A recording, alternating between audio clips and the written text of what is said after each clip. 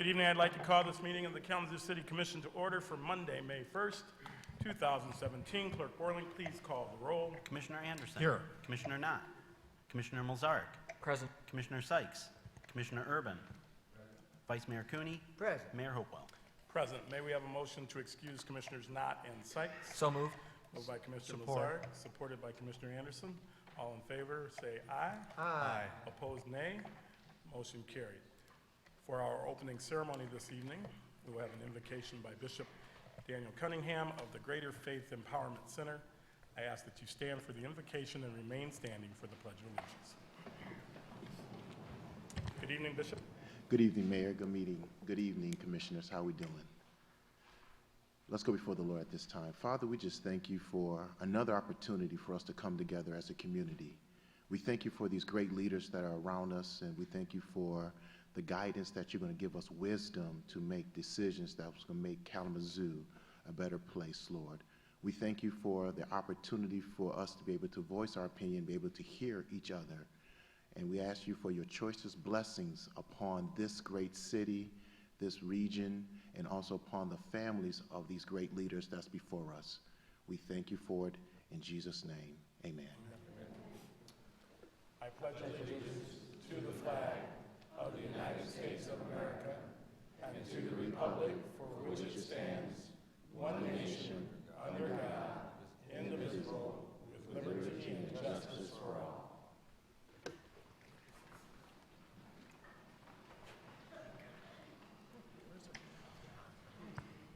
Good evening, welcome, glad to see you all here.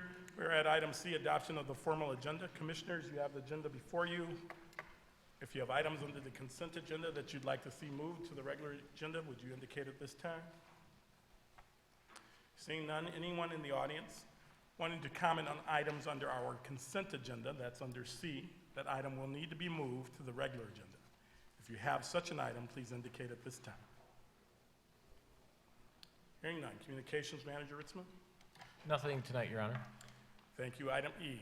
I'll now open a public hearing to receive comments on a resolution to establish Industrial Development District number 129 for the Davis Creek Business Park located at 2805 East Cork Street.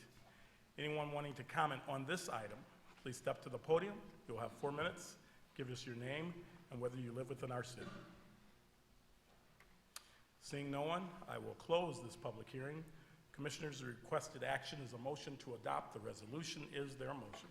So moved. Moved by Vice Mayor Cooney, supported by Commissioner Urban. Is there discussion? Clerk Borling, please call the roll. Commissioner Milzarek. Yes. Commissioner Urban. Yes. Vice Mayor Cooney. Yes. Mayor Hopewell. Yes. Commissioner Anderson. Yes. Thank you, Commissioners. Motion carried. The consent agenda, please, Mr. Manager. We have 11 items this evening. First is the approval of a 2-year contract with Republic Services of West Michigan in the amount of $410,000 for the rental, placement, and removal of roll-off containers and disposal of all street sweeping materials deposited in those containers. Next is the approval of a contract with Reith Riley Construction Company, Incorporated, for the replacement of lead water service lines in Kalamazoo Township in the amount of $848,110. Next is the approval of the purchase of new duty weapons, lights, and hosters from Vance Outdoors in the amount of $103,432.90. Next is the approval of a 2-year contract extension with Wayne County Appraisal, LLC, doing business as WCA Assessing, to provide a city assessor of record services in the amount of $202,566, and a continuation of the appointment of Aaron Powers as a city assessor through the expiration of this contract on May 31st, 2019. Next is the approval of a 2-year contract extension with Wayne County Appraisal, LLC, doing business as WCA Assessing for field inspections, data entry of real property parcels, and data entry and canvass of personal property parcels in the amount of $541,447. Next is the adoption of a resolution adopting and approving the amended and restated Brownfield Plan, Amendment Number 29, implemented by the City of Kalamazoo Brownfield Redevelopment Authority. Next is the adoption of a resolution setting a public hearing for Housing and Urban Development Draft Substantial Amendment to the 2016 action plans and the draft 2017 action plan. Next is the adoption of a resolution supporting an application to the Michigan Council of Arts and Cultural Affairs for a capital improvement grant in the amount of $100,000 for restoration, historic preservation of the Alfonso Ianelli's Fountain of the Pioneers located in Bronson Park. Next is the adoption of a resolution amending Resolution 17-05 to increase the city's match for the Michigan Department of Natural Resources Trust Fund grant application from Bronson Park for a total match of $718,100. Next is the adoption of a resolution amending Resolution 17-20 to adjust the city's grant match as required for the Michigan Department of Natural Resources Recreation Passport grant application for Henderson Tot Lot. And finally, approval of a temporary one-year placement of Slices of Heaven, a piece of public art at the Arcadia Creek Festival Place, and authorize the city manager or designee to sign any documents for the leased sculpture. Thank you, Manager Ritzma. Commissioners, the requested action is a motion to approve items 1 through 11 and authorize the city manager to sign all documents on behalf of the city. Is there a motion? Moved by Commissioner Urban. Support. Supported by Vice Mayor Cooney. Clerk Borling, please call the roll. Commissioner Urban. Yes. Vice Mayor Cooney. Yes. Mayor Hopewell. Yes. Commissioner Anderson. Yes. Commissioner Milzark. Yes, with an abstention on number 7. My employer is in the action plan. Thank you, Commissioners. Motion carried. Mr. Manager, the regular agenda, any items? None, Your Honor. We are at reports and legislation. City Manager's report.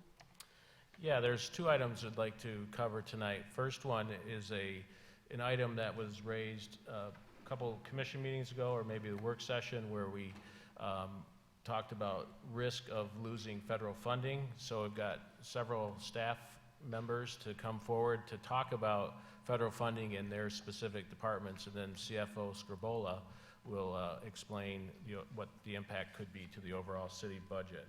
So we'll start with Community Planning and Development Director Kick, and then Public Safety Director Jeff Hadley, and Public Services Director James Baker. Good evening, Madam Director. Good evening, Commissioners. So tonight I'm here to talk to you mainly about our community development block grants and our home funds, as well as our Housing and Emergency Solutions Fund. Currently, we receive about $2 million in HUD funding. The dollars that we receive from HUD is our only mechanism to ensure the creation and sustainability of affordable housing in our community. Each year, for the past several decades, we have either built or rehabilitated homes for sale and/or homes and apartments for rent. We also address the concern of our aging housing stock, buyer-supported homes, and providing costly repairs at affordable prices, allowing homeowners to remain in those homes. The funding has the potential of becoming even more impactful as it can be creatively used to support the city's goals with shared prosperity and goals being developed within the master plan as well. Block grant dollars can be used for housing, economic development, and even job training. We need to keep these dollars in our community. Just to give you an idea of how we've been spending our dollars, right now we're in our 2016 year, and so I'm going to give you information from our 2015 year as those projects are completed. In 2015, we had 5 households who benefited from the rental rehab program. 3 families became homeowners. 89 low-income families received critical home repairs. 55 families received rental assistance. Officers used a variety of investigative techniques and citizen contacts, resulting in a total of 660 investigations generated for the entire year. The city's code enforcement anti-blight team provided services to 1,708 residents, addressing abandoned residential structures, conducting initial inspections, re-inspections, securing and boarding up vacant and open structures and condemned structures as well. Fair Housing provided services to 27 residents through neighborhood associations training and/or direct discrimination complaints. Youth also received after-school services provided through Parks and Recreation. These programs that produce these listed community impacts would be discontinued or become much smaller in their scope. Additionally, community planning and development would lose our community development manager, Dorla Bonner, our compliance specialist, Vanessa Collins-Smith, our senior programs officers, our department secretary, our grants finance officer, 2 code enforcement anti-blight staff, 2 community policing officers, which we support, our historic preservation coordinator, who works throughout our 5 historic neighborhoods, and if we had to move her services, we would then be facing more than 2 to 3 months lag time sending those types of environmentals and repair work up to the state level. And we have other CP&D staff who also spend about 25% of their time, including building officials and the zoning administrator. So right now, that doesn't look very good for our department and for our city, losing nearly $2 million. While we know other cities would be much more impacted than ours, I feel like the work that we've been doing is incremental and it does make a difference. Thank you. Thank you, Madam Director.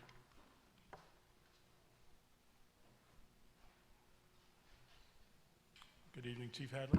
Good evening, Mayor, City Commission, City Manager.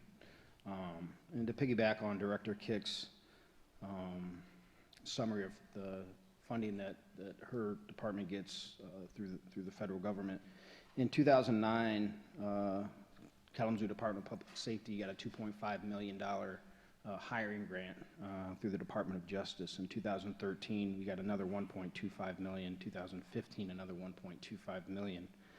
We also get every year a JAG grant in the tune of $55,000 to $64,000 a year that helps support training within the Kalamazoo Department of Public Safety. In 2011, we also got a $600,000 grant that was able for firefighting equipment, a new air bank, and things of that nature. Bulletproof vest grant we get to replenish and refurbish our bulletproof vests for our Kalamazoo Department of Public Safety officers. As Director Kick noted, $150,000 comes through CP&D that funds 2 public safety officers. Just trying to give you kind of a broader look at the federal funding that we've received over the years.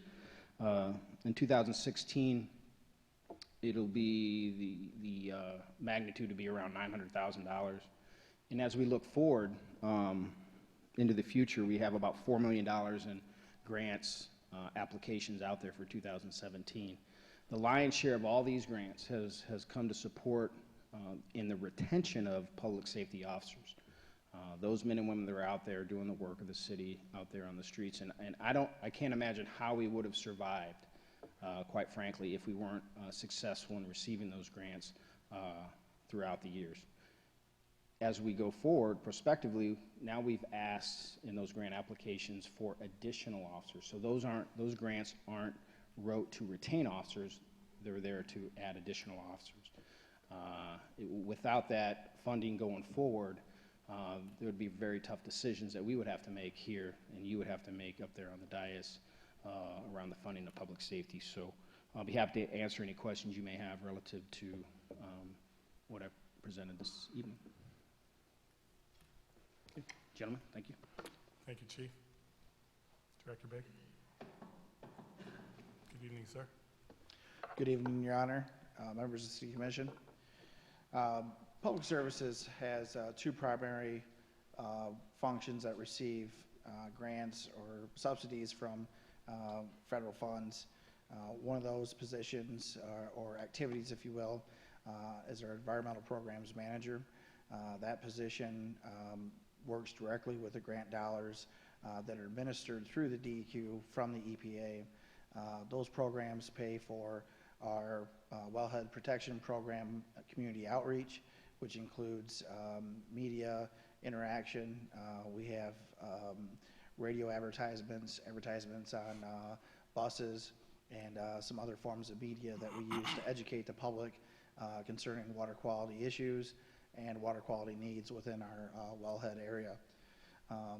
One of the other roles that position does, it also works kind of cross-departmentally also within the community, and serves a big role of function within public services. The grant dollars that we receive every year basically are the backbone for that position's existence within public services. Shifting gears over to the transportation side of things, last year, 2016, we received around $4 million from Federal Highway for projects that were in our TIP, that's our Transportation Improvement Plan, through CATS.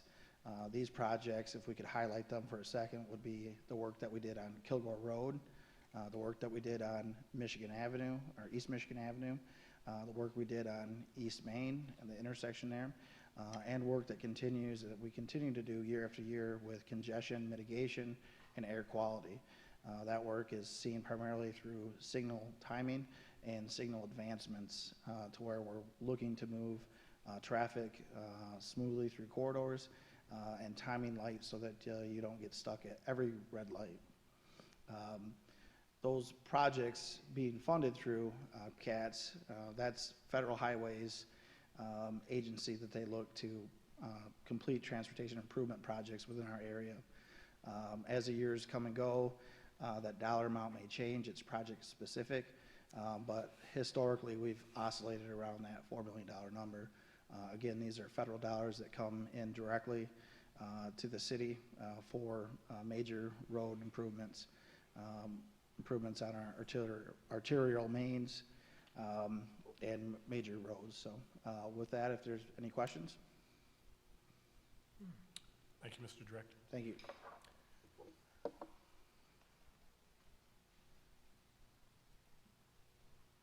Good evening, Director School. Good evening, Mayor. Good evening, Commissioners, City Manager. Yes, as the other directors have mentioned, the impacts to operations would be severe if we lost federal funding. In addition, you can look at, from a more high-level flyover level, you can see on the screen the dollar impacts, and just to create some perspective, the top line number, community planning and development, is contained in what we call our grant funds. Okay, and so while that doesn't have a major direct impact on the general fund financially, there are general fund positions that do assist in the administration of those grant programs that would be impacted, as Director Kick was talking about. The second line being public safety, that's $1 million of budget balancing that we relied upon in 2016 from federal grants for the COPS program. So that's over 10 positions we're talking about. The 26 positions that are looking forward, the 26 positions that are called for to be added in public safety, that's public safety officers we're talking about. Those would be half funded through our plan by renewed and additional COPS funding. So that's still over $1 million a year of structural balancing to the general fund. That's 2% of the general fund's capacity. The water position itself, the EPA position, is not a huge impact to the water fund. When you look at the streets, the bottom line, that $4 million, that's over half of our major street major arterial program for street construction and resurfacing. And if you add in the local streets, that's about half, typically about half of what we spend on our street system. So the impact would be rather severe to our street system as well. So with that, I'll stop and see if you have any questions. Questions, Commissioner? Thank you, Mr. Director. Mr. Manager? We're not leaving this far. No, we're, okay. You have what? That was it for this. Okay, I'm just checking in to see if you had anything else. Commissioners, you have the floor. Vice Mayor? Thank you, Mayor. Thank you for your presentations. The Constitution says that the federal government has a responsibility to provide for the general welfare. And we have seen that the federal government has taken responsibility for the well-being of its people. And if these cuts were enacted, they would certainly be abdicating their responsibility. But there are three things that are going on right now that we need to pay attention to. First of all, the president has proposed dramatic tax cuts which would benefit the richest people in the country and leave the rest of the country with a bill for all the public services in the country. And that's unacceptable when we have such inequality in the country. Second, even though the United States spends more on the military than the next 8 nations in the world combined, President Trump has proposed that we dramatically increase the amount of money that we spend on the military, and that will leave less money for the essential things that we need to do in our cities. And thirdly, President Trump has proposed to cut many of the programs that we've talked about here. So the conclusion for me is that we must contact our representatives, our congressmen, Congressman Upton, our senators, and tell them that that is totally unacceptable to us for the good of our people in this community. So I would propose that we draw up a letter to send to our representatives as a governing body, telling our elected officials to fight for our people and to make sure that these things don't happen. In fact, that we need more money to take care of our people. And secondly, I would urge everybody that's here in this audience and all the people of Kalamazoo to take responsibility and say, we can't let this happen. What has to happen is that our people have access to what they need to lead a fully human life. And if these things went through, that would not be the case. Thank you, Vice Mayor. Other comments, Commissioners? Mr. Manager, thank you for the update. You're welcome, Your Honor. Next topic is a presentation on the proposed Harrison and Gull Road roundabout. I know there's been a lot of interest in this topic, especially related to bicycle safety around roundabouts. So Rebecca Kick and James Baker are going to together make a presentation on the roundabout related to those concerns, and also how it ties in overall with the non-motorized plan. Good evening again, folks. Good evening again. Good evening.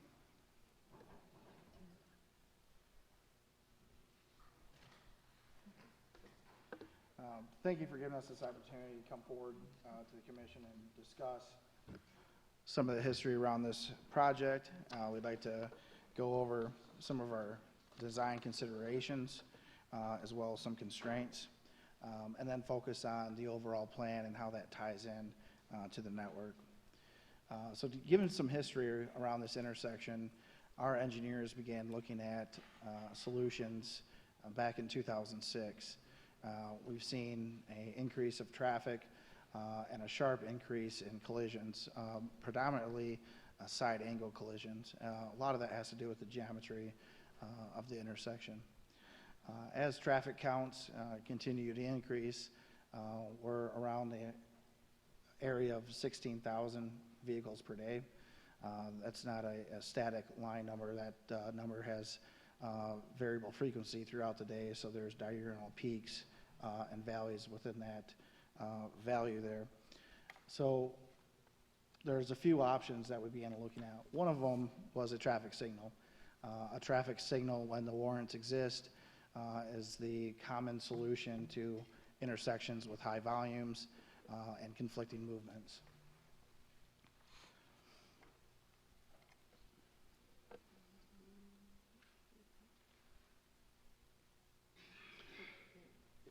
So when we look at a signalized intersection has 32 points of conflict for vehicle to vehicle. In terms of pedestrian safety, that's 24 possible collision points between pedestrians and vehicles. That's a relatively high number. We wanted to see if there's a solution that exists that can reduce that number. Our engineers began looking at roundabouts in 2008.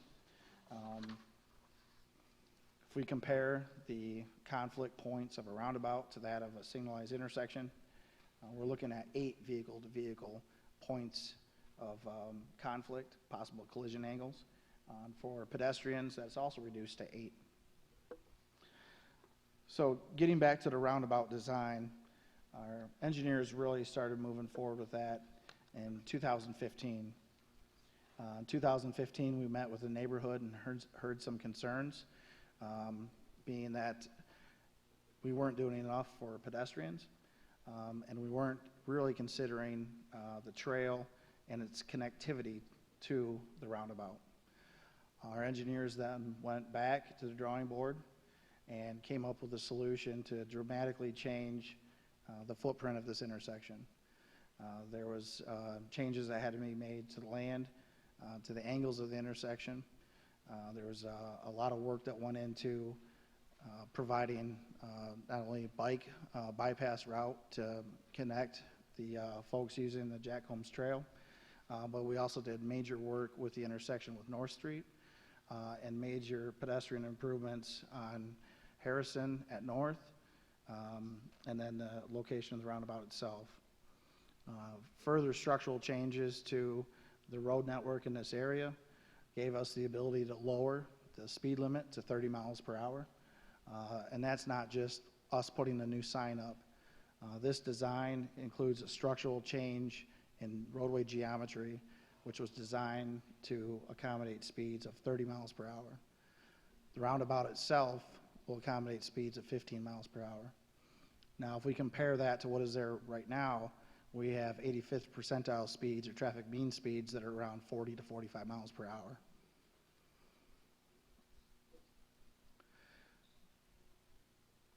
As we look at bike connectivity in this location, as we look at pedestrian connectivity in this location, and we look at the vehicle use, we need to follow our standards. Our design standards that we use to ensure safety amongst all users are NACTO, AASHTO, and Federal Highway. With this amount of vehicles per day, our bike lanes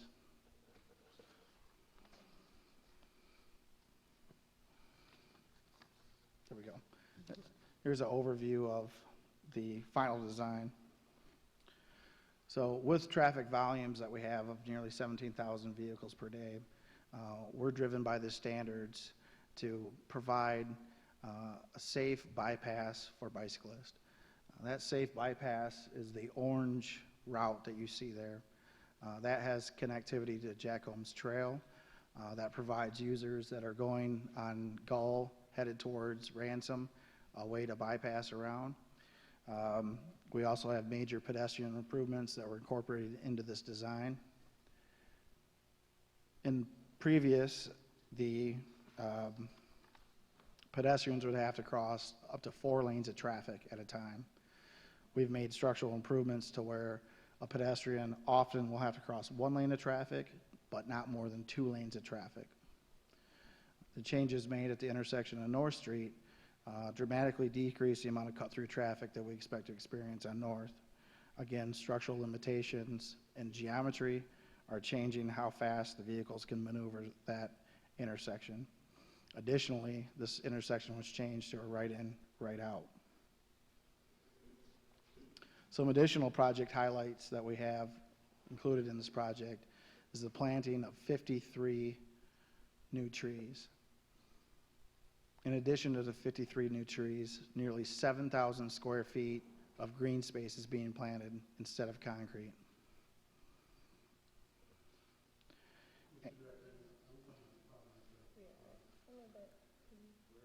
Okay, that's good, yeah.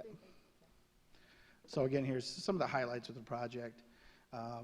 21 new street lights, 27 pedestrian lights, 53 new trees, and a dramatic change in the amount of stormwater that would be sending down the sewer that we're now infiltrating.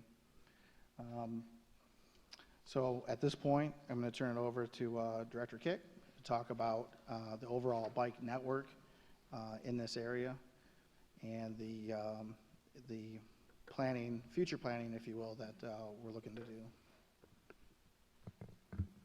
Thank you, Director Baker. So I wanted to talk a little bit about the community engagement that happened around this roundabout. That kind of sounded funny. But I wanted to assure you that we reached out to the community many times. This started last summer in June, And then we held another resident meeting in the fall, also with businesses that would be affected in the area and what their thoughts were. During Imagine Kalamazoo, the December 13th meeting at the Northside neighborhood, we also had the engineer that was working on the roundabout, and we had them presenting to the neighborhood during that meeting as well. And then we followed up again with residents and business owners just this past month to present to them kind of the final designs, reminding everybody what we had agreed on for this. Just to kind of turn back time a little bit, because we are considering the bike lanes and concerned about those today. So in 1998, a non-motorized plan was done for the city of Kalamazoo. And during that plan, in 1998, we had bike lanes, wide shoulders, and route signs. Those were the three big things that were in that 1998 plan. And now, fast forward that to when I became city planner in 2015, and then working with public services at that time, we said, you know, it's been 15 years. We were really driving to get that downtown connector built. We held a pop-up bike lane. We put that bike lane up for 4 days and got over 300 different surveys. And a lot of people said, you know, hey, you know what? I don't want to go down your meandery bike path. I'm a commuter. Get me across town. And that bike route has always been planned on North Street. Ransom Street, for the heart of the North Side neighborhood, is a new corridor opportunity. It anchors two business districts that now exist on the north side. One being Park Street Market and NACD, and on the east end, you've got Mackenzie's Bakery and the People's Food Co-op. They see this as an opportunity to create a gateway into the neighborhood and into that business district.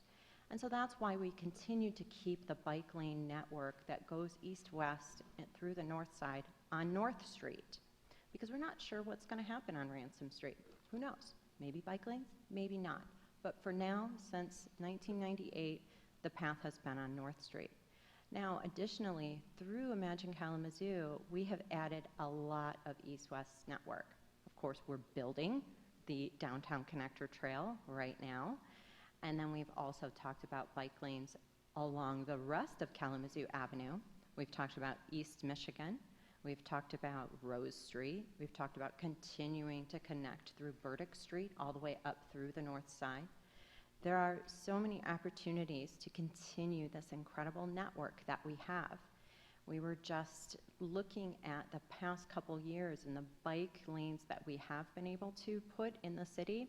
In the past 3 years alone, we have road dieted Mills Street, Portage Street, East Main, East Michigan. It's been kind of incredible. This year, we're working on Burdick Street. Burdick Street's getting a road diet and also having bike lanes from beginning to end. So I just want us to continue to look at the vision that the community has put together and all of the bike network that we are creating. It's bike lanes, it's trails, it's protected bike lanes, it could be cycle tracks. We have so many new design options that we're looking at. And all of these things, as I presented to you a few weeks ago in the Complete Streets policy, were all part of that. I remember standing right up here and saying, hey, you guys, we had three different kinds of types of bike lanes. Now we're adding like 5 more. And when we road dieted Portage Street, we were serving buses and cars. Now we serve people, buses, cars, and bikes. And we're doing the same thing here at Harrison. I live in this neighborhood, and Ransom Street is terrible to cross, and we really need a pedestrian-sensitive solution. So thank you. Thank you. Commissioners, questions for the directors? Commissioner Anderson? Yeah, maybe for Mr. Baker, I mean, could you talk a little bit about ASHTO and NACTO and all that, all those acronyms, and if there's a difference, and are we moving from one to another, or are we incorporating all that, just that kind of conversation? Yeah, I can't believe I didn't ask you. They can't believe I didn't ask you to define those, so please. Yeah, so AASHTO is the American Association of State Transportation and Highway Officials. This design guideline or design standard that federal highway requires that we use on any federally funded project. MDOT follows AASHTO design guidelines on all MDOT projects. We don't necessarily have to use AASHTO for this project. However, we have other standards in the Complete Streets policy. We reference using NACTO standards. NACTO is along the same lines as AASHTO. However, it's geared towards design in urban environments and geared towards the kind of streets that we have here in the city. So our engineers on the roundabout design really focused on NACTO standards. Federal highway is just another set of standards that are out there. Our engineers, when they design projects, are required to follow the design standards to ensure safety to all users.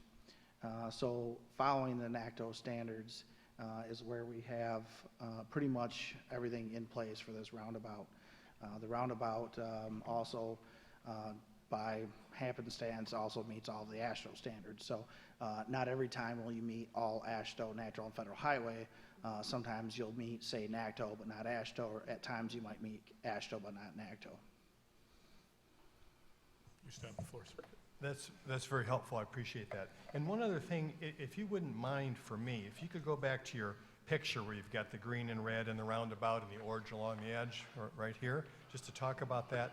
So what exactly, I mean, what, in terms of helping, people commuting on bikes or along and around this intersection, I don't know if you can point to it or just describe it by color. What exactly is the plan? Where does it interconnect? How does it work? For example, I know further out Gull Road as you go across Riverview, basically MDOT, painted little drawings of bikes out there in the middle of the highway, so to speak. And I saw that's where 45, 50-mile-an-hour traffic comes down. But if folks are so brave as to ride in the middle of that lane, bike lane, and they're coming into town, how does that work? What's the connection here? Yeah, so if we kind of look at the upper right corner of the screen where we see Gull Road, and then towards what would be the northwest of Gull Road, you see an orange path. That path would be a mixed-use path, so it'd be your standard 10-foot wide path. Bicyclists at that point have the opportunity to get onto that path, to get onto that bypass. They can then follow that orange path all the way to the roundabout, cross safely. There'll be signed mixed-use pedestrian crossings at the location of the crosswalk there. They can then choose to cross either leg of the roundabout to go to their desired destination. If their desired destination is to the west, we would prefer that they use the bypass to get on to North Street, continue down North Street. North Street is the planned bike route for the east-west connection this side of town. They could also choose to go south towards the existing connection of Jack Holmes Trail. Just near there on Willard Court is the terminus of our KVRT Downtown Trailway. So they'll be brought right to a point where the KVRT Trailway is, that they can then embark upon the KVRT Trailway to work through a westward movement. So following the following the orange bypass route, there's any opportunity for bicyclists to get to their desired destinations. So just that orange that we see at the top, that's right where the trail comes in. Correct. Where that starts. And do you have to hop a curb there? How do you get off the street as far as getting on? I mean, is this a convenient way to get on this 10-foot wide path? No, it'd be dove down and ADA accessible. Will there be signs describing any of that? How would people know that, well, this would be a good place if I want to continue on and be safe around this? This is available to me. It's appropriate to use for biking. How will people know that? Correct. We haven't finalized the exact look of the sign, but it would be some sort of mixed-use bypass or bicycle bypass or bike with an arrow sign to get you onto the bypass. The bypass in and of itself will be very clearly marked in terms of it's a mixed-use trail. So it'll carry all the same signage that our current mixed-use trails do. in terms of the tiny little stop signs when you get to a cross street and all that. It will have the same markings as Jack Holmes Trail does. Just continue on a little bit here. So even though there isn't orange that continues on North Street on this drawing here,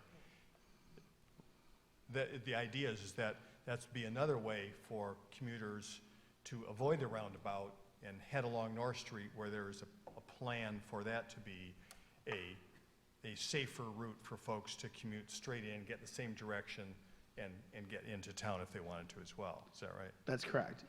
North Street, there's, at this point in time today, there's not a bike lane on North Street.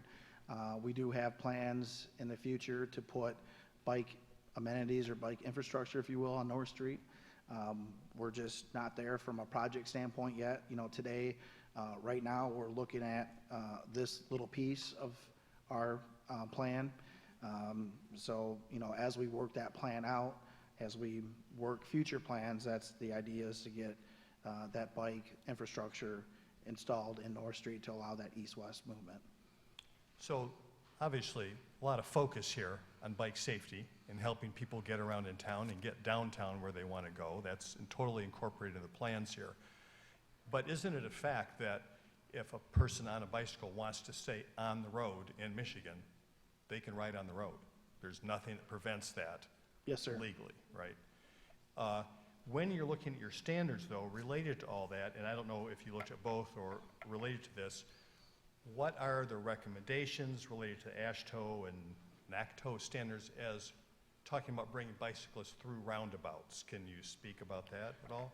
Yeah, so at this ADT, which is average daily traffic volume, at this volume that we have, nearly 17,000 vehicles per day, and a roundabout with multi-lanes, bikes within the roundabout making movements with cars is not recommended. The basis behind that recommendation has to do with the geometry and physics of the movement of the cars within the roundabout. Cars are in the roundabout and have, as they enter the top, they have two lane choices. When they drive their vehicle, they're going to have their wheel turned and they're going to be looking in the direction of travel. Physics at that point is pulling their vehicle to the outside lane. In their blind spot is where the bicyclist would be. Nowhere in AASHTO, nowhere in NACTO, and nowhere in Federal Highway would we ever consider putting bike lanes through this roundabout. Thank you, Commissioner. Other questions? Commissioner Milzar? Thank you, Mr. Mayor. Thank you again for this presentation, all the work over the last year plus on this design. I really do like a lot of the traffic calming aspects. I just wanted to sort of speak briefly on, I guess, you know, I had sent out an email today just sort of reiterating a few of those concerns I have, which is really just the commuter traffic. You know, if I'm down here with my daughter and my wife and we're enjoying the trails, the bypass is great, and I couldn't ask for more. But if I'm trying to go east-west onto the east side from the north side, essentially I have to use this roundabout. There's no, you know, say I was coming off a future bike lane on North Street, I can't make a left-hand turn, so I'm going to have to turn right onto Harrison and then go through the roundabout, which I'm not complaining about by any means. I think that's fine. Traffic's slowed to 15 miles an hour. My concern is really just that we know going into this, cyclists will use this roundabout, and that the expectation of the bypass isn't too great, that we further driver aggression, because, you know, driver aggression is a problem in our community towards cyclists, and if drivers think that all cyclists are supposed to be on this bypass, I think that is going to endanger more people. So I don't think that involves a design change by any means, so much as maybe a signage or public outreach or just a little bit more thought as we move into this, because, you know, just logistically speaking, and I'm open to seeing another way, in which case, you know, we need to get it out there to riders, but cyclists are going to absolutely, you know, pass through this roundabout on a regular basis. And I just want to make sure we're doing everything we can so that the community knows that and knows that's okay, and that, we don't get into the, added driver aggression, because people are already aggressive when roundabouts come in general. They're frustrated, it's different, it's new. I want them hitting a cyclist out of rage, and if you talk to anyone who actually cycles in this community, they get cussed at and yelled at, and it's almost sideswiped regularly. So that's all I wanted to bring up, was just, that reality. Thank you. Thank you. Thank you, Commissioner. Commissioner Urban? Thank you, Mayor. This is really quite an improvement over what was the previous design. Given the constraints that you feel that you're under, I think you've done a great job with that. I'm wondering if the constraints that you feel are constraints we always have to deal with. I've seen reference on the internet that bike lanes it's okay to have protected bike lanes on roads that have less than 1,000 vehicles per hour, and this clearly is in that range. 1,600 bikes a day, 1,600 traffic counts per day is going to be less than 100 vehicles per hour.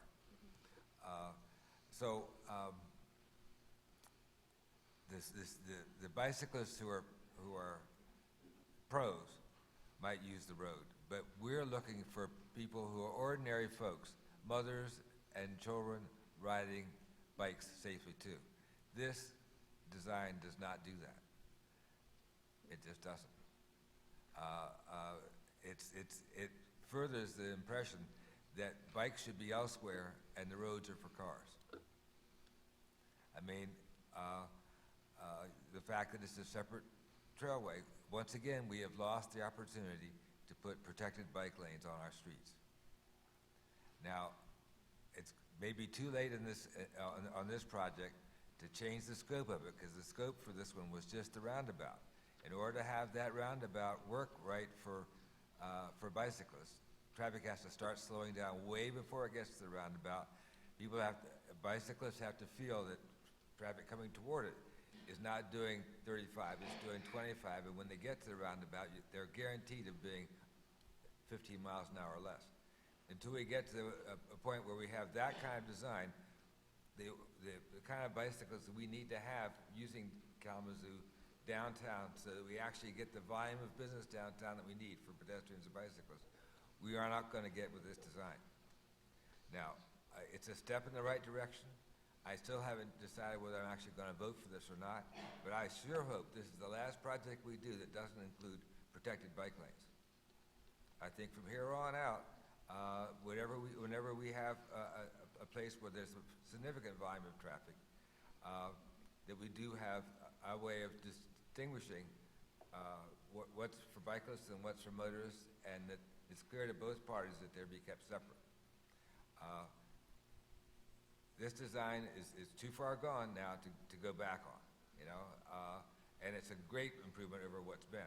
But as you've seen over the last 3 years, the commitment and intensity of concern about making our community more pedestrian and bicycle friendly has increased.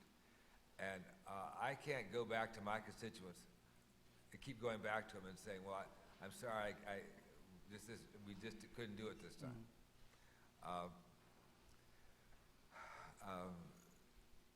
If NACO and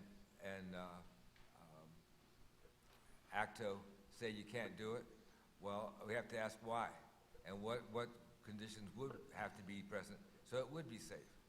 So, because there are cities in the world and cities in the United States where there are bikes being used on busy streets and people are feeling comfortable there. So at what point can we say that about Kalamazoo? Right now, I give Kalamazoo about a C in bike friendliness, and I would love for it to be a B. I don't think we'll ever get to an A, given that we live in Michigan. Michigan is a car state, and so I'm cognizant of what we're up against. But we can do better, and I hope we will do better. Now, I'm supposed to be asking you questions, and you're supposed to be telling me something. Here I am lecturing to you. And you've done a wonderful job, given the constraints that you feel you're under. What I'm trying to do is to help prepare the ground so the constraints are less strongly felt in the future. So I'll just stop there. Let other people ask questions. Any other questions, Commissioners? Thank you. I'll reserve my comments for my commission time because I think that's where they belong. Thank you both. Thank you. Mr. Attorney, you have a report this evening? Mr. Clerk, you have a report this evening? No, sir. We're now at citizens' comments. Any citizen wanting to comment on anything this evening, please step to the podium. You'll have 4 minutes and let us know whether you live within the city of Kalamazoo. Good evening, sir. Good evening, Commissioners. My name is Jim Ferner. I live on Berkeley Street in the township. No, I don't live in the city. I'll say up front, I'm the one that started the bike lanes in the roundabout idea, so I apologize. What happened is I was watching videos about other cities in this country and videos about cities in Europe, and then I heard Rebecca Kick talk the last meeting about the 10-point checklist on what we're getting for complete streets, and I was just hiring a kite, and I said, yeah, let's have some bike lanes in this roundabout. Sad to say, NACTO doesn't allow it. However, the Dutch have a bike lane that runs parallel to the roundabout on the outside, and it's a different culture, okay? And I'd like to, before I get into that, thank the planning and engineering for all they've done, and they enumerated several projects that road diets, bike lanes. I really appreciate that. Writing the complete street policy is a big help. Roundabouts are efficient and safe ways to move traffic when bikes and pedestrians are accommodated safely. But it's not always the case, especially if there's a crosswalk too close to that roundabout. The driver has to clear that pedestrian crossing before they get up to the roundabout, because otherwise they're looking to the left to see where they can get in. And like was explained, the bike or the pedestrian comes in from the right or whatever. So it's not a real sure thing. They can be, but it takes a different paradigm. So I ask, why, how, and when did this area become a cut-through for M43, the business loop traffic? And why is the city continuing to encourage M43 traffic to use this area as a cut-through when this area is slated for form-based design, land use? In other words, that's building up, not out, more density, and as a result, you'll get a lot of residential people in this area, young millennials, seniors wanting to downsize, and they'll be wanting to bike and walk more. So that's the future for this area. The trend is to drive less, bike, walk more. Imagine Kalamazoo survey and all the work we've done organizing throughout the city says that the public wants traffic calmed and more bike and pedestrian facilities. Imagine Kalamazoo is supposed to be the template for the Foundation for Excellent Spending. So all these things factor in to increasing bicycle and pedestrian safety. And again, we're not talking about the 20% that will always bike or the 20% that will never bike. We're talking about the 60% we're trying to get out of the car and feel safer. Okay, and a lot of these designs, this design doesn't work for that. I think we should be, my opinion, we should be concentrating on reducing speeds of traffic first. Too much capacity on those streets, Gull, Ransom, and Pitcher, allow people to speed, to go in and out real fast. The traffic island will theoretically slow it to 35, but that's not always a assured thing. Right now in Washtenaw County, there's 4 police departments that are patrolling 19 roundabouts. One of them is considered the worst intersection in the state to try to educate motorists how to use these things. There's plenty more. I don't think I'll get to it, but a noted bicycle attorney asked when conflicts arise in pedestrian crossings, how will the pedestrian ordinance and the bike passing distance ordinance going to be enforced? The city has cut funding to the KDPS. There's no traffic enforcement anymore. And that even makes it more important for complete street policies that provide safe access for all users. be put into all. Thank you, sir. Next, please. Good evening, sir. Good evening, Commissioners. My name is Zach Laster. I live in the city. First off, something I saw a little earlier that kind of rubbed me the wrong way, and I heard it too. Someone up there's phone went off. I'm not going to say a name. And that's inappropriate enough, but then to get up and answer your phone, that just seems really wrong and inappropriate. The other thing is last week, oh, not last week, the week before, I said something about WMU not being a public safety answering point. That information was out of date, and I wanted to make sure that I was corrected by myself, even though it was corrected by someone else after the fact. I feel that it's important that information be out there, and I wanted to encourage everyone to vote tomorrow. I want to make sure Scott Borling doesn't get to go home until quite late, because the voter numbers should be really, really high, and I think we should all thank him for his work well in advance. Thank you, sir. Next, please. Good evening, sir. I'm Frank Warren. I live at Lynn Terrace. You know, we got a problem with the Kalamazoo school buses going through private property. It's not a road. Now, I almost got my car damaged last Tuesday going over to the casino when I went out of our parking lot, and a school bus came in there and forced me over, almost skinned my car up in the dumpster on account of it. That is a parking lot. It says no trespassing going through there. Yet this Kalamazoo Kalamazoo school buses are using that for a road through there, and it's a parking lot. If we have to put a gate up there, we'll do it.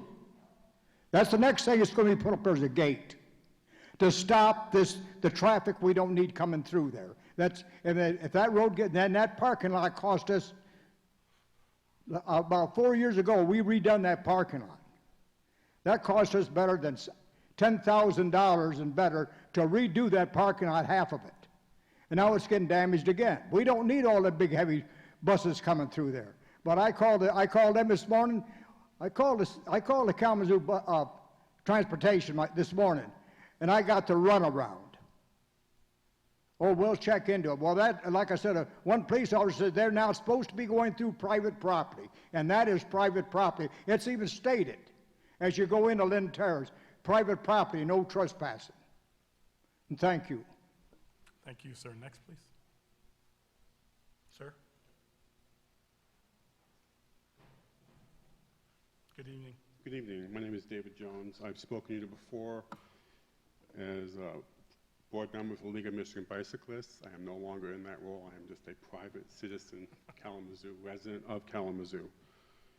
In the past, I worked out at Kalamazoo Valley. I used to commute. I went through that 12th Street, Millam, Texas Drive roundabout every day. It was not bad. Currently, I work up in Lansing, so I drive to work and I go out through the Sprinkle Road roundabout, and it's great in a car. They work, they move traffic wonderfully. The idea of providing separate bike facilities for those people that choose not to ride on the road is wonderful. That orange line is great. When my old jobs, or my old role, when we were talking about the Kalamazoo Valley River Trail Connector, the biggest question I was asked by everybody is, why not North Street? That was the question of, why not North Street? If we can get bike lanes on North Street, that would be absolutely ecstatic. I know we're not talking about that now, but we're talking about this roundabout, and I do go through here. I don't bike through here as much as I'd like, but the trail is close. The idea of having the ability to move auto vehicle traffic safely and conveniently, plus having off-street bike facilities available, plus also the ability to ride on the street if you choose and feel comfortable doing that as a cyclist, covers all the bases for me. And then finally, you talked about sharrows on Gull Road, those arrows in bike paint. I can't believe I'm actually defending MDOT in this one, but because of geography, and that Sprinkle Road is actually classified as limited access highway between about Wankies and Gull Road by MDOT because of the way the land was required. If you look at it, there are no driveways that enter Sprinkle Road all the way up from about Wankies, River Street, all the way up to Gull Road. It was acquired as limited access, and when the Kalamazoo County Road Commission reworked it last year, they have now signed it saying biking and walking is illegal on that section of road. So because of the river and the railroad and some other streets through there, the only way to get up into Bronson or Borges and Gull Road is through this corridor here now, non-motorized. So it is critical for moving around non-motorized in town. So that's part of the reason behind the MDOT doing that on that road. It's the only choice. So thank you. Thank you, sir. Next, please. Good evening, ma'am. Good evening. My name is Gloria Foster Wembley, and I do not live in the city, but I live in the township, and Kalamazoo has been my home for many years. I represent an organization, Delta Sigma Theta Sorority Incorporated. I am the president of Kalamazoo Alumni Chapter, and we stand in support of our commissioners as you go forward in hopefully sending out a letter to our representatives in regards to our budget, our federal budget that's coming, the dollars that are coming into the city.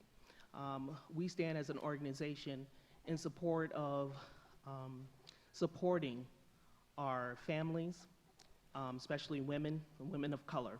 And so we do know that those dollars will support those women. And so I know as an organization here in Kalamazoo, we will also be contacting our local representatives and sending out letters and doing our part. So I just wanted to make sure that you knew that. Thank you. Thank you, ma'am. Next, please. Good evening, sir. I'm Phil Vanderweg. I also do not live in the city. I live in the township. Thank you very much for allowing me to be here. I am disappointed, but I'm encouraged by the comments and questions that I was hearing regarding the bike path and the dialogue that's taking place among you. I own bicycles. I ride a bicycle. I ride my bicycle with a number of similar friends called the Gear Geezers. They're the ones with the bright outfits on behind me. I didn't wear mine today, which I'm paying for now. There are over 70 of us on a mailing list. We ride multiple days a week, May through October, and frequently we ride the other months of the year. One of our preferred weekly rides has been on the KRVT, starting from the People's Food Co-op and then going north to D Avenue and back. We enjoy doing business following our rides in the establishments nearby, like Mackenzie's, the Food Co-op, Bell's, Arcadia Brewing. We enjoyed stocking up in the open market before heading home. This season, when I put together the schedule, we've eliminated this ride entirely in the afternoon, and we'll take our business to Portage instead because of the traffic crossing Gull Road is just so unsafe. I cannot recommend it responsibly to others in the afternoon at all. For several seasons, I served as a KRVT volunteer, and I helped conduct trail surveys. What I was most surprised to learn was the number of people that came from out of town explicitly to ride the KRVT and the Calhaven Trail. The most consistent complaint from those visitors was their frustration with the lack of a clear and safe passage on the trail through the downtown going east and west, as well as north towards the nature center. These people spent money to come here and wanted to spend more money here, but they got turned off. I would be remiss if I not to mention the recreation riders like myself are not the only regular community users of the KRVT. If you spend much time at all on the trail, you also encounter users that may not be wearing the bright-colored specific biking clothes and often lack bike helmets. They do not have bicycles equipped with flashing lights or similar safety devices. As a consequence, these people are more vulnerable. Some are very young, others middle-aged or older. For them, the bicycle is not so much a recreational exercise tool. For them, the bicycle is the main transportation device, and the KRVT is their transportation corridor. The current street plan for our community does little to improve the safe use of this trail for any of us. There's great plans out there, but it's not enacted yet. I'm particularly concerned about the fact that we haven't been able to go ahead and make more progress in a shorter period of time. I would say that all of this is disturbing in light of the advertisements, billboards, other materials by groups like Discover Kalamazoo, promoting Kalamazoo as a bike-friendly community. You must include responsibly incorporate bicycle traffic in any transportation network design to truly be bike-friendly. Please take additional steps to now modify your designs and include all modes of transportation responsibly. Thank you very much. Thank you. Next, please. Good evening, sir. Hello, I'm John Howard. I live in the city of Kalamazoo, and I'm here under two topics. Though the licensing of taxi cabs are no longer allowed by the city, the state's regulation, I'm finding difficulty to finding the taxi cab ID. None of the state people seem to have anything set up for that. So I was hoping to get the city to issue the IDs so that I would have that to be properly there. The second point is I would like to see Uber and Lyft being able to use taxi stands. Now that they're registered with the city as a ride share or what service, they need to have, so I don't have a fight with the state licensed guys, to be able to park in the taxi stand area. It would be nice if they're waiting for somebody that they can be right at one spot where they can find them. And we'll see how we go. If we can get those two things approved, that would be nice. Thank you very much. Thank you, sir.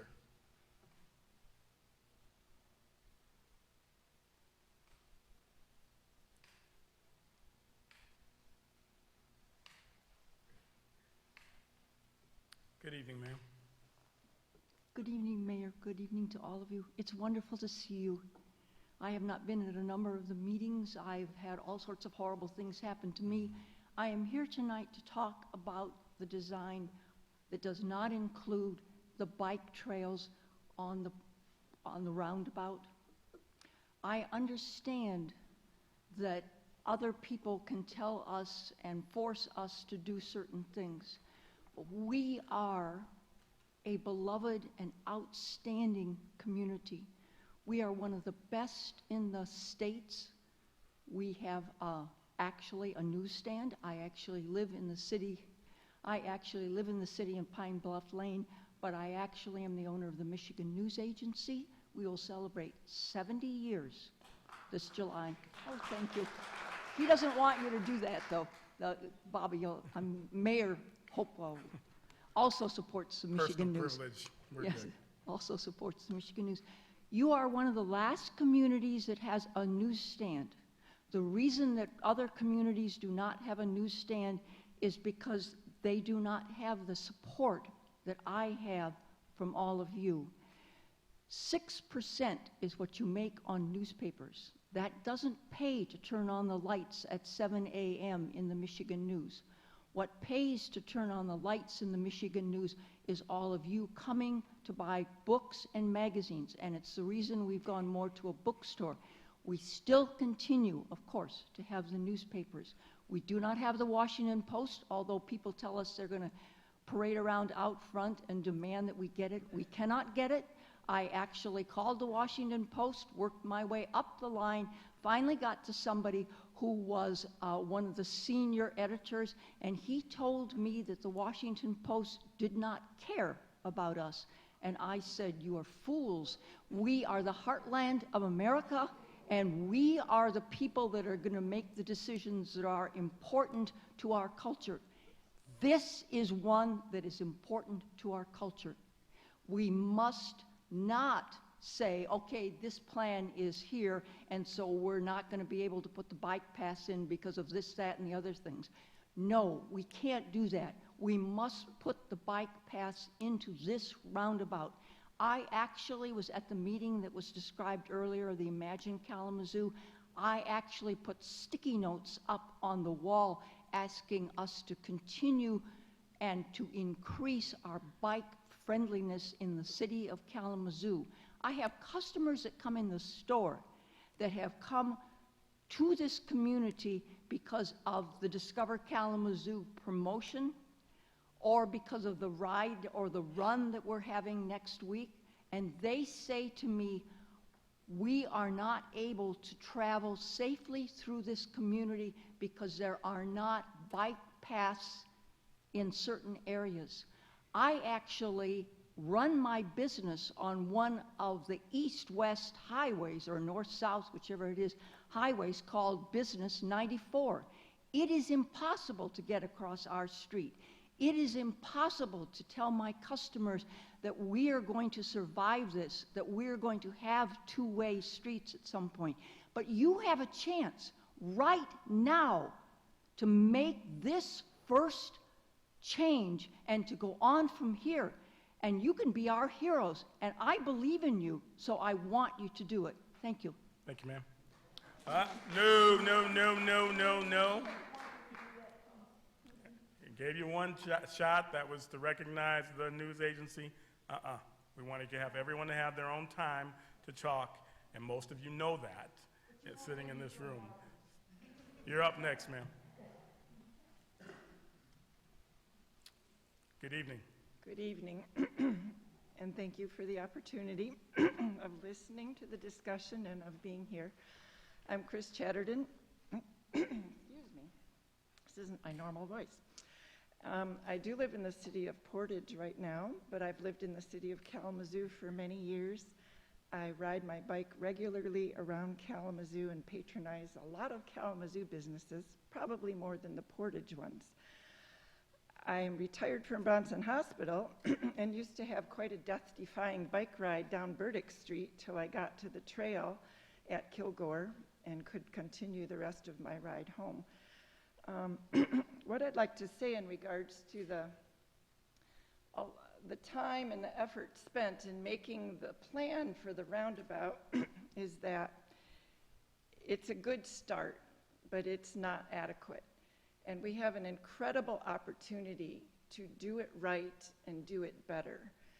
I'm not happy with the attitude of, well, it's too far gone and we better do it better in the future. No, our future is right now, and we have to do it better right now, not the next roundabout. There are too many bicyclists now. Too many people have been killed or injured, and it's just too important to not do it right. My husband used to tell our son when he was young and wanted to get a project done, if you don't have time to do it right the first time, when are you ever going to have time to do it over again? We're not going to have a chance to do it over again. We have to do it right now. And I just would ask you to please take the extra time to do this roundabout the right way. We haven't addressed parts of the trail that come along to the south of the food co-op and the crossing that happens over there by the tracks. We haven't addressed, it's just not safe. If you actually ride your bicycle through this, you'll see that this plan just isn't going to work. You're going to take your life in your hands. So I encourage you to all get out on your bikes and actually do this and see how you feel about it then. And one more thing, those little share the road symbols that we have every block or two and those death-defying stretches of road, we need about 10 times more of them on those stretches.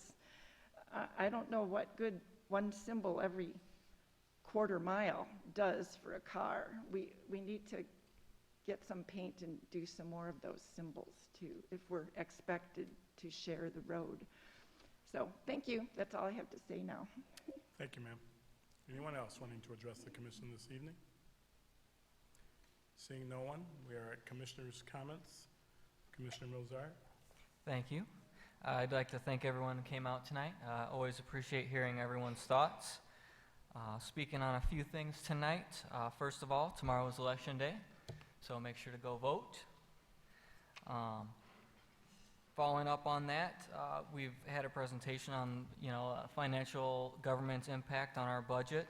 I'd like to second those opinions that you should contact your legislators about this. The budget is probably the greatest threat to us, the federal budget. I think the, sort of threats over sanctuary cities and this and that will continue to be thrown out of court. I believe just last week there was another court case where they even preemptively struck down, retaliation acts from the administration. So it all comes down to the budget. What's the federal budget going to pass? And fortunately, it's not up to just the president. He proposes a budget, but there are some other folks who actually get to pass that. So please contact them. And then on to not just the roundabout, but our streets in general. Obviously we've all received a lot of feedback on this, which I greatly appreciate. And we're in a difficult spot as a community. We have a river, we have all these railroad tracks, and there's only a few ways across them. One gentleman asked, why do we allow Gull Road to be a cut-through? Well, the alternative is the proper path of a highway, which just last week got shut down for an hour from a train. And believe me, if the city had some magic wand to get the train to not block the traffic, we'd be all over it. But again, solving that problem is very large, and not saying we shouldn't try to tackle that over time, but we have an existing street infrastructure which in some locations is horrible. We all know the locations, where Stadium and Kalamazoo and Michigan Ave all come together. It's, that's a nightmare. This intersection over here is another troubling intersection, which is how we got to this in the first place. We have high traffic, and it's one of the only ways to go east-west over the river. So you're going to have a lot of cars there. I really thought and looked at ideas of a protected bike path, or bike lane versus the proposed bypass route. And one thing that strikes me is, even if we were to put in completely protected off-street bike lanes on this roundabout that sort of ran parallel around it, those cyclists would still have as many, if not more, cross points to get across Gull Road with 17,000 users anyway.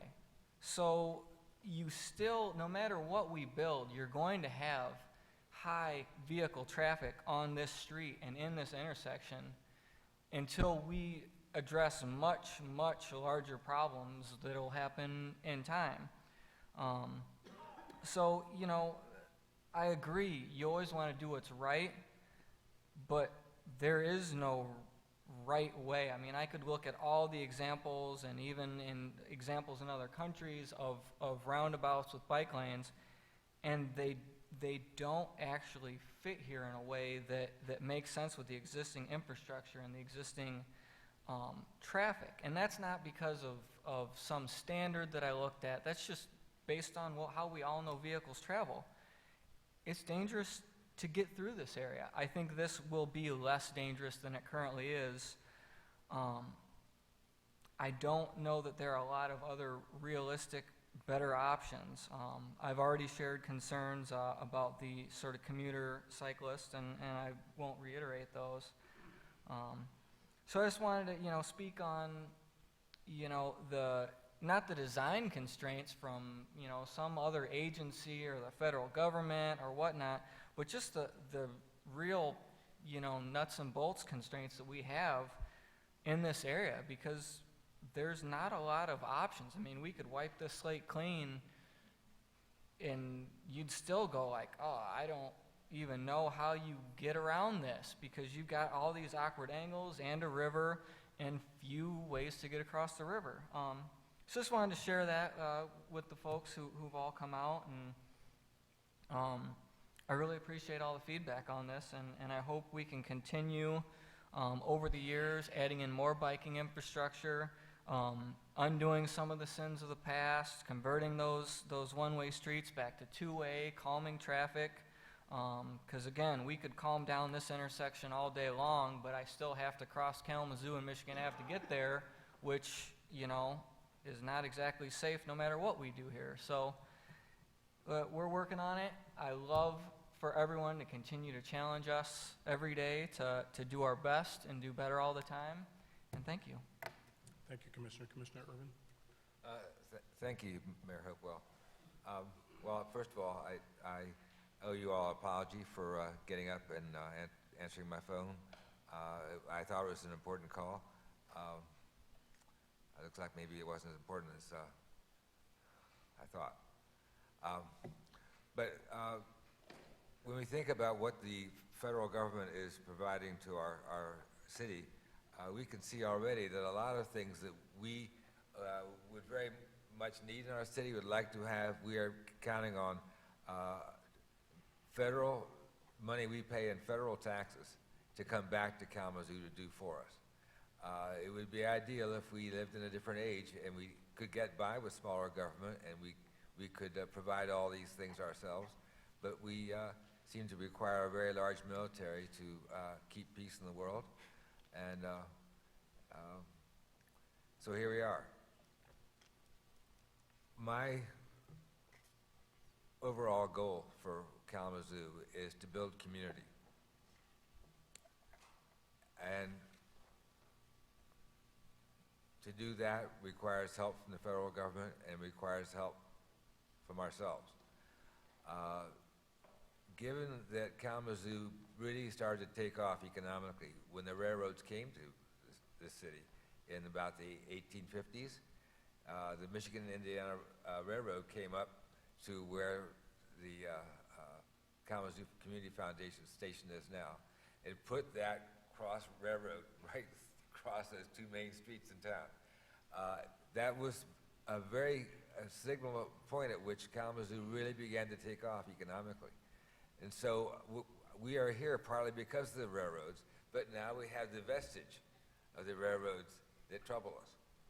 So we have a history that and built infrastructure that we have to deal with. So the railroad going through the center of town and the one going east-west is a negative in today's time. But a positive is we have a much closer housing density than the surrounding area. So that means people can live together closer. They can know their neighbors. They can talk to each other across porches. There's a feeling of community that can be built much easier here than could be built in Texas Township or Oshkosh Township or anywhere else. And as time passes on, as we become more and more attached to our virtual reality on our cell phones, we are finding, many of us are starting to realize, that we long for personal contact. We long for being able to go to somebody at a store that knows us. If you're going to the local hardware store, beats going to Lowe's. Going to the local butcher shop, or going to the Park Street Market butcher shop, meeting the person you normally deal with is a lot better than going to the supermarket. Multiply that by the kind of intensity of interaction and quality of interaction you can have when people live close enough together. We can still do that in Kalamazoo, but it requires good pedestrian access and good bicycle access to fully take advantage of the closeness that we have. So the things that I've said this evening are maybe somewhat visionary, and I want to push the vision as much as possible. I think many understand that. I hope the city staff understands that when I'm dissatisfied, I'm not being critical, I'm being visionary. And I welcome your support as we try to manifest the vision in the coming 5 to 10, 20 years. Thank you. Thank you, Commissioner. Commissioner Anderson. Well, I guess the predominant theme tonight does seem to be streets and how people get around. I wasn't necessarily going to make comments about that, but since that's the theme, I just wanted to say a couple things just to create some context. And one thing we've been experiencing at the city for the last couple decades is a hidden kind of a increase in legacy costs that are becoming less hidden now. And people have seen this all around the country, where in our public entities that have been underfunded, I would say strangled by the reduction of both federal and state funds to help our populated areas survive, a reduction for years and years and years. One of the things we have not been doing is investing in our infrastructure because we didn't have the money. As a matter of fact, we've been borrowing money every year to invest in our infrastructure. That has been a legacy that we would talk about oftentimes in our budget meetings. Well, just to stay even, just to get back to a street, we need to be doing so many miles this year, and we're going to do many, many fewer miles of anything. So that means we are, I think now all of us, with anybody who's on wheels of any kind, beginning to note the quality of the pavement that is left behind and what we're having to work with. So in that context, that there's no magic, we've been doing this to ourselves intentionally, and in a friendly way, I want to say this, but we decided in this state to create infrastructures that boxed in our cities. And bless them, a lot of my friends live there, but they're called townships. And those townships have had tax rates so much lower than the city of Kalamazoo. They were a great, attractive place to move, and people have said to us over and over again, I wouldn't live in the city, taxes are too high. Well, guess what taxes pay for? Things like we've been talking about tonight. That's what we throw our money in together to do something about, is keep and improve our shared infrastructure. So in light of all that, this sort of strangling of funds to the city, this movement of people to lower tax areas, I get it, makes total sense.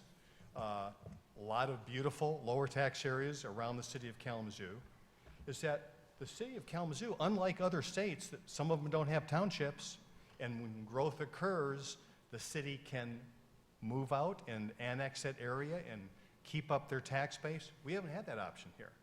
So here we are, and we're in a city of hope, but we, in the midst of all that, city staff, I just have to give city staff just unbelievable kudos on thinking about this, and unbelievable kudos on all the engagement that's happened. I can just say thank you from the bottom of my heart that you have, in this time of shortfall and limit and all the things we've been dealing with, we got the big plan. These aren't like little second thought things. These are real, workable approaches to trying to improve safety for everyone who wants to ride a bike, grandpas, moms with kids behind them who don't feel like it's safe to go through a roundabout. A lot of standards say it isn't really that safe. Or ride and go road, a way that people can get around safely and start using bikes, not just recreationally, but to get around in town. So all I can say is to our city planner, our Director Baker, in light of this entire situation that we have going here, fabulous work. Thank you from the bottom of my heart. I'm not a traffic engineer, I don't have to deal with that, but I know what our budget situation has been and will continue to be for many, many years. Hopefully, we're not going to lose more and get pushed back more, but right now, this idea that there is renewed hope in Kalamazoo, which is somewhat a recent idea, I have to tell you, and that we can start taking steps incrementally to address these issues. I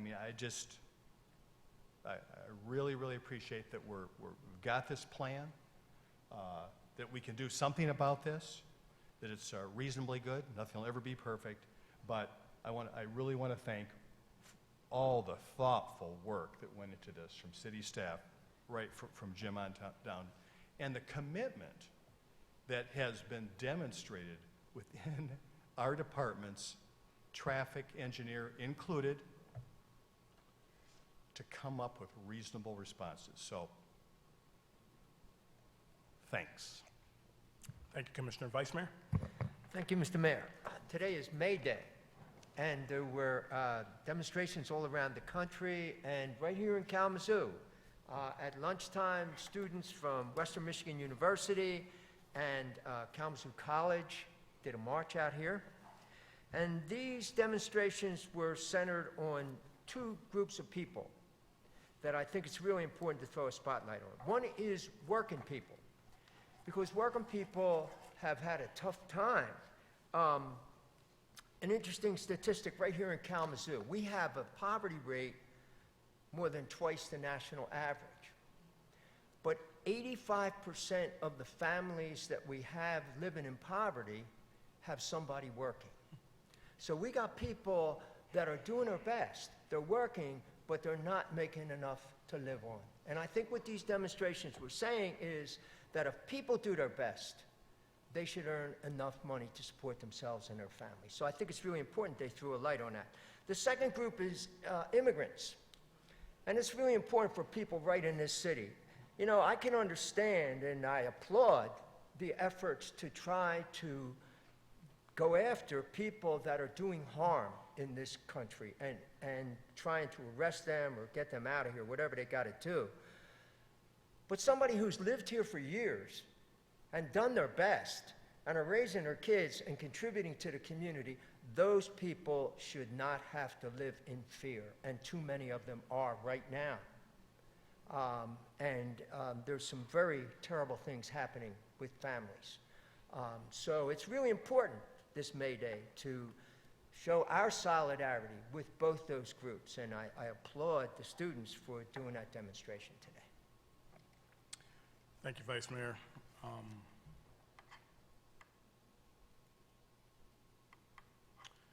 I'm going to start with a couple things. One, Mr. Lassiter, I appreciate your comments about the phone, and certainly we don't want phones ringing, but what we don't ever know what situation anybody's dealing with. And so I don't know that this was an emergency call or what have you. Things happen because we have families, we have friends, we have loved ones, and sometimes you think you need to deal with the situation as it comes up. Sometimes people step off this dais and you leave the room. I assume you're going to use the facilities, but it may be another reason why you needed to do that, and it doesn't happen on a regular basis. And so I just felt compelled. I don't know that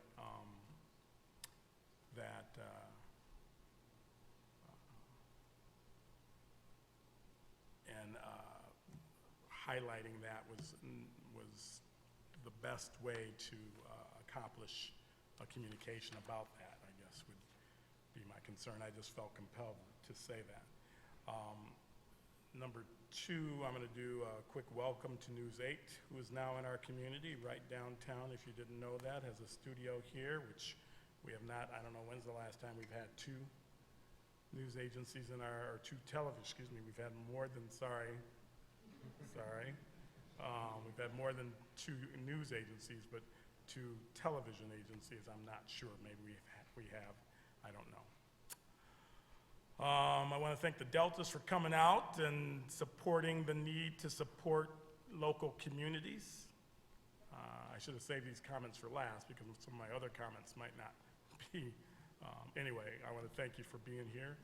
I want to remind Mr. Warren that you need to be addressing the bus situation to the Kalamazoo Public Schools, who has a meeting, 2 meetings a month, just like we do, and take public comments. And I only say that because sometimes I understand that we are the conduit for all, and that we have powers beyond the universe, especially him. But truly, we don't do everything, and there's other bodies, and they should be able to hear your wonderful voices at their meetings as well. As Commissioner Anderson likes to say, we love that when you come out for your issue, but we'd love for you to be participating all the time. And I appreciate spending dollars in our community or whatever, but we pass a $145 million budget, and we have 3 or 4 people that come and talk about the budget. The budget is where we prioritize things like streets and roundabouts and bike lanes and all of those things, and we get few comments. Interesting to me. But then when our issue comes up, we're here. And I'm okay, because that's what we do. You get 4 minutes, you get to tell us what you think. And overall, I love that. But I love to remind you also that there's a whole bunch of other stuff that you heard. And this is why I'm so happy that our public comments are at the end. So you get to see the other work that matters, the other things that impact the folks that can't find their way in our community because of poverty. You get to hear that. You get to hear that we have a president who's threatening, which I just think is interesting. Threaten our enemies. Challenge our enemies. Not our communities. Not your people. That's kind of interesting to me. When this roundabout came about and we suspended this project about a year or so ago, and while I'm talking, I'm going to have Director Kick and Director Baker and ACM Lamb to come back up to the podium for me while I'm making my comments, if you will. We had a neighborhood that came out because they missed some communication. We didn't do our best or could have done better at communicating. And they talked about roundabouts and their belief of what those roundabouts do. It's going to be unsafe, Mayor. People are just going to run over the roundabout. All of these things that were more subjective than objective. But we made adjustments to help folks understand. We did communication, and there's still beliefs out there, but we've connected with those residents that live in this area. And mind you, this area has a pretty special meaning to me because I built a company for 6 years, Life EMS, in this area where no one was building anything. And we built a brand new building. This area is special to me as a cyclist because I worked at Borges. Ooh, that was bad. I worked at both of them, to be real honest. And it was good to see my friend from Borges here. But I used to ride my bike. And I avoided Ransom and Gull as much as I could. And I live on Stewart Avenue, so I'm 5 houses from North Street. North Street was my route in. North Street is what I understand we're going to be working hard to improve our bicycling, our non-motorized and bike safety. And that is the primary hope that people will get that this is the route that has been going to be majorly improved upon or is intended to improve upon. What I like and what I support and will continue to support is what we're doing with this roundabout, because we made that intersection more safe. We made it more safe for pedestrians. We've made it more safe, in my opinion, for everyone. Now, we can talk about what's right. But you ask your kids what's right. You ask your neighbor what's right. Their right is not always the same. Director Kick talked about a network. So, Commissioner, I appreciate that you want protected lanes everywhere. I would say that protected lanes are not appropriate everywhere. And that we are developing a network, is that right? A network to improve everything, which takes a lot of time because how many miles of roads we have? 285. Oh, just 285. Yeah, we can just do it. If I'm not mistaken, Director Kick and Director Baker and I totally get mistaken often. One of the ways to deal with that highway of Gull Road going through is to try to diet Gull Street and Ransom so that those folks that just want to get through the town, you go the other way. Riverview, Michigan, to get to your east and west. Is that not part of what we were trying to do with this roundabout in that area, to calm the traffic, to maybe make those folks that just want to get through town find a better path, a path of less resistance? You can nod your head, Yes, or if it's not a yes answer, that's okay. It's a yes and answer, because yes, that's absolutely it. And when we talked a little bit about the economic development that we're seeing on this side of town as well, this is that slow down, come into the neighborhood, gateway opportunity that a roundabout also has. And so plans to road diet Gulf Street and talk to the north side neighborhood about what ransom becomes has been a huge conversation through Imagine Kalamazoo. And that's next steps. So I mean, there's more to come? Step one. More Oh, okay, to just come. wanted to know that. And believe me, there's gonna be more to come. I live off North Street, along with the commissioner. When we redid North Street, Director Baker, you weren't the director then, but we had pushback from folks on North Street about, oh, wait a minute, we always park here. I don't have a driveway. I mean, this is community. There's things that are gonna not feel right to everybody. To everybody. So we have choices to make. We have choices as drivers that we hope that they see that, oh, you got a little hang up down here on Gulf Street. We're gonna go through town so I can get to the west side or get out of the city, which it would be nice if you lived in the city, get out of the city and go wherever you're going for whatever choices you made to not live here in our community. We have choices that we make when we're cyclists. I heard it tonight.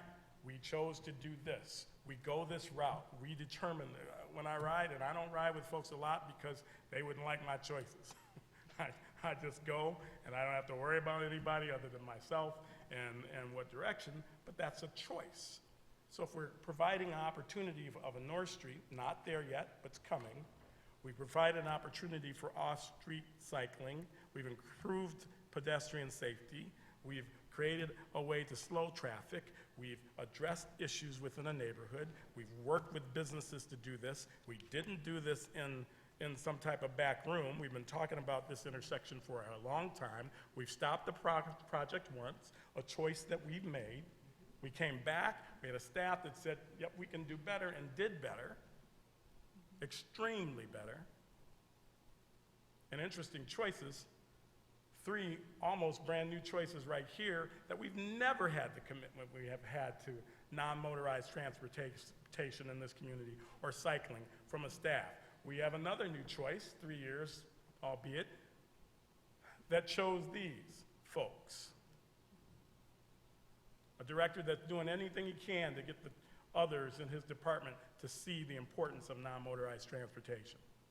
A former planner, or former, director of the department who's been encouraging her staff to do that and hired one amazing new director that lives in that area, has a bike tag on the end of every one of her emails, has a bike rack on her car every single day, and a magnet that talks about biking in Kalamazoo, cycling in Kalamazoo, and cares about this issue, comes from a community that's been working on this, and I don't know how I'm supposed to not have some faith that she didn't think about what we should do to make that intersection safe or better, who's helped drive all of these other street improvements that we've been seeing, whether it's Mill Street, whether it's Portage, and we know we have a lot of work to do. But sometimes I think when we throw up that red flag and get everybody wound up, sometimes I think we get wound up a little too much. This is good work. This is a network. We know we've got more work to do, and we're going to do that. And we aren't afraid of input, not at all. We've had lots of it over the last year through Imagine Kalamazoo. We've had lots of it. Pop-up bike lanes. When we have who? Oh, that was you. Pop-up bike lanes. Oh, really? Because you care about how we commute and get around in this community from a non-motorized transportation. We have a guardian of non-motorized transportation. And now we've given her more responsibility, thanks to your leadership, to say, that voice needs to be stronger within our city government, within our administration, and that voice is catching hold more and more and more every single day. Every single day. And it's interesting. And she has a boss that gets it.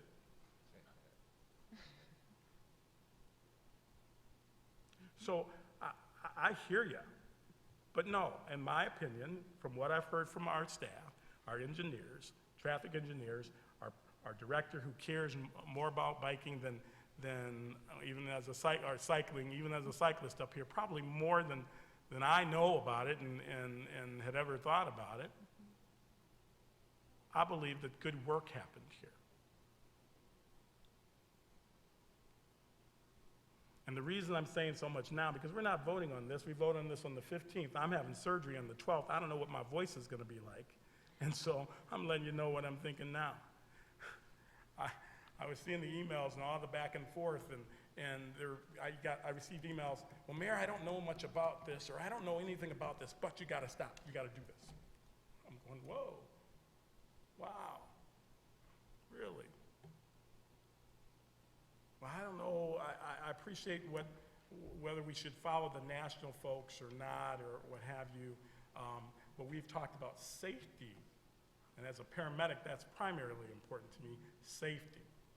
Now, are we going to ever make an intersection accident-free? I don't think so. I don't think so. I would love that.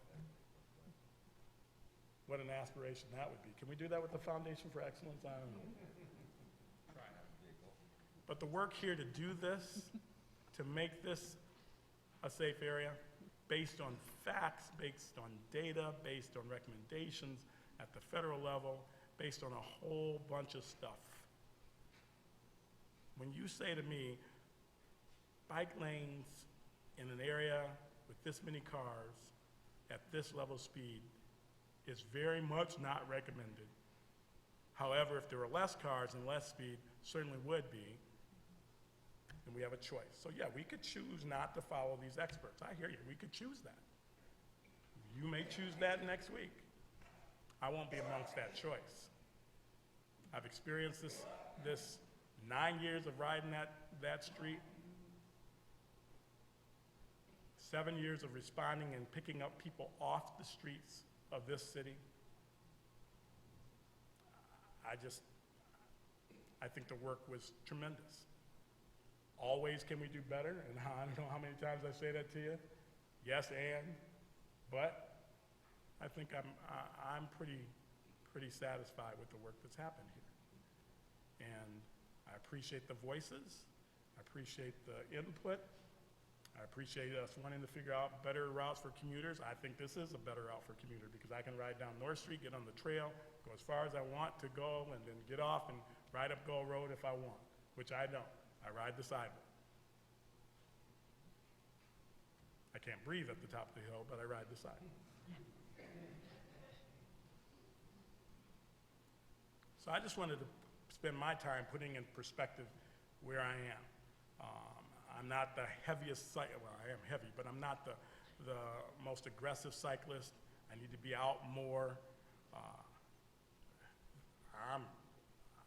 I would never ride that roundabout.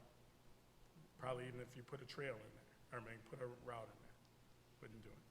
This is good work. And I brought you back up because I wanted to look you in the eye and tell you, I think it's really good work. And thank you for that work. And thank you for the work you do every day in the city. Everybody get out and vote tomorrow. We are adjourned.